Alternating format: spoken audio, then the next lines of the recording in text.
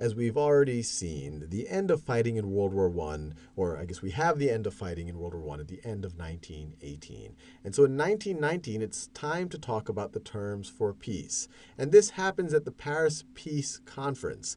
And at this conference, you have all the parties of all the major warring parties. But the terms of peace are dictated by the winners. And the major powers among the winners are led by these gentlemen right over here. This is Prime Minister Lloyd George of the UK, Vittorio Orlando of Italy, Georges Clemenceau of France, President Woodrow Wilson of the United States. And they come to the Paris Peace Conference with very different outlooks of what the peace should look like. We already learned about President Wilson's 14 points. It was very idealistic. It talked about making the world safe for democracy, how people should determine their own fate, how we should have the self-determination, the end of empires, free trade, creating a League of Nations so that you can avoid things like World War I again.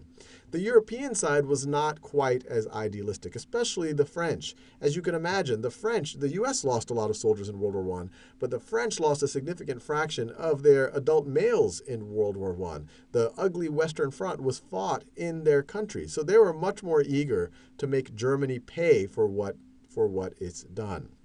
And so the terms of the treaty with Germany, the Treaty of Versailles, and the Treaty of Versailles, it's important to note, is only one of several treaties that came out of the Paris Peace Conference. It tends to get the most attention because it was the treaty with Germany, Treaty of Versailles, and many people blame it for being part of the cause for World War II. It so humiliated Germany that it was so unacceptable that it allowed a character like Hitler to come along and lead Germany back into war. But the Treaty of Versailles was the treaty with Germany. You have other treaties with the Austrians, and now since the Austro-Hungarian Empire is being broken up, the Hungarians, the Ottomans, so on and so forth. But the Treaty of Versailles did several things. First, and this was kind of in line with especially the French thinking, is it assigned the guilt to Germany. So war guilt for Germany. And depending on where you view, you could view this as a fairly strong thing. The argument for saying Germany is responsible for the war is in late July, early August of 1914, it didn't take much for Germany to declare war on Russia, then on France, and then invade Belgium. I mean, this was literally a matter of days. It was pretty clear that Germany was already mobilized to do this. It was eager to do this, and it did do this without much provocation. At that point, it was really just based on Russian mobilization. Now, those who would argue that this was a little strong would say, hey, look, Germany definitely played a role in the war and maybe escalating the war, but it didn't start the war. You have the assassination of the Archduke Franz Ferdinand of Austro-Hungary, and it was supported by elements in Serbia. Then you have the Austro-Hungarians who put out these very hard terms to the Serbians: bring these people to justice immediately, otherwise we're declaring war. It seemed like they wanted to declare war. They do declare war in July of 1914. Then the Russians, they don't let that just be a little regional conflict. The Russians decide to start mobilizing, giving the Germans kind of the pretext to justify their invasions, to kind of trigger this blank check that they've given the Austro-Hungarians. So there's a lot of blame that could go around, but the Treaty of Versailles places it with Germany. And then this justifies the rationale to make Germany pay for the war. So this leads to reparations for Germany, which essentially is like, look, Germany, you now have to pay the Allied powers for all of their lost, especially their losses to their economy due to the fact that you are guilty of starting of this war guilt. And the reparations were not just in paper currency. The reparations were in gold, in resources. And so it was a very tangible reparations. Now, it's an interesting question because these reparations are often referred to when people talk to these were disabling reparations. They brought the German economy down. And it is an open question. They were large. In modern dollars, the estimates I've seen is that they were approximately $400 billion in 2013 money.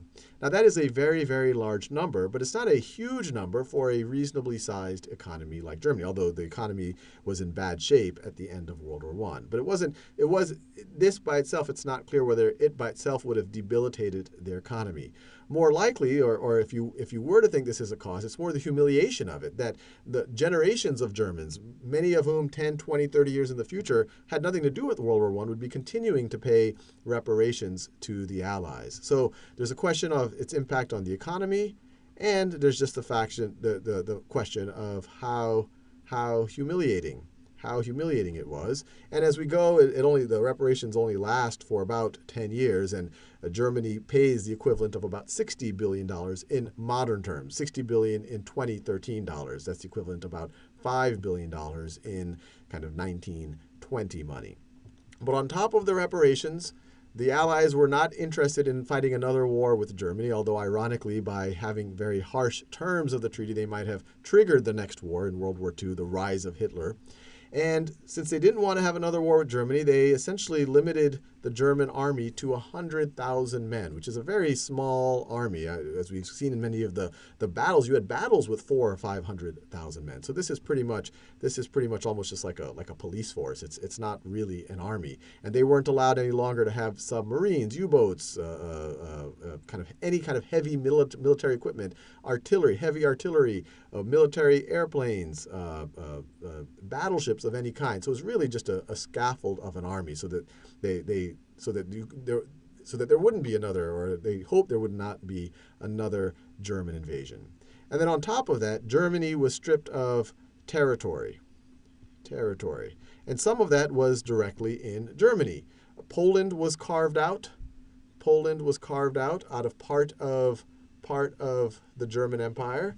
So this is the new Poland that's carved out of the Paris Peace Conference. So you see right over here, it kind of cuts Germany into two pieces. East Prussia is still part of Germany, but it's all by itself right out here. So Poland is cut out. Germany loses Alsace and Lorraine, which it captured in 1871 after the Franco-Prussian War. Mineral-rich region. The French have been eager to get it back. The Germans, actually, that was one of an arguable justification why they wanted to preemptively attack France, because they knew that France was eager to capture it back at some point in the future. But on top of that, Germany lost its colonies. And Germany was and nowhere near as big of an empire as, say, the British or even the French. It was actually a fairly new country formed in 1871, but it did have an empire. It had colonies in Southwest Africa, just in darker color, throughout Africa. It had colonies in the Pacific. It even had a colony in China. And all of that was then given over to the Allies. So the big idea from the Treaty of Versailles is that most historians would say it was really kind of sticking it to the Germans. The Germans felt it was humiliating, and one could argue that it did help lead to some of the extremism that we'll see in the next few decades of Germany. Now, the one win that Woodrow Wilson was able to get out of the Treaty of Versailles is it did set up the League of Nations. The League of Nations. Now, the irony here is that the U.S. does not ratify the Treaty of Versailles because it's suspicious of these kind of extra-national organizations. It actually wasn't happy with some of the territorial distribution, that it was just giving it from one empire to another as opposed to kind of having self-determination. So the U.S. was not actually a signatory. It did not actually sign the treaty. It did not ratify the Treaty of Versailles. But regardless of that, the Treaty of Versailles had a huge impact in kind of sticking it to the Germans. Now, on top of that, the Paris Peace Conference, as we've already said, had various treaties with the other Central Powers. And and I'm not going to go into detail on what happened, especially in the Ottoman Empire. That's, I think, worth another video. But the big effect on the Austro-Hungarian Empire is it was essentially not an empire anymore. It was split up into various countries. Austria was set up as a separate country, and actually the Treaty of Versailles, in the Treaty of Versailles, Germany is forbidden from in any way merging with Austria, a German-speaking country. You have Hungary becoming a separate state. You have a new state of Czechoslovakia. You have a new state of Yugoslavia. All of a sudden the trigger of World War I, the desire of having this unified Southern Slavic state, is now becoming a reality. Bosnia, and you have Bosnia and Serbia and Croatia and Slovenia are taken out of the Austro-Hungarian Empire. So you have a major redrawing of the map of Europe.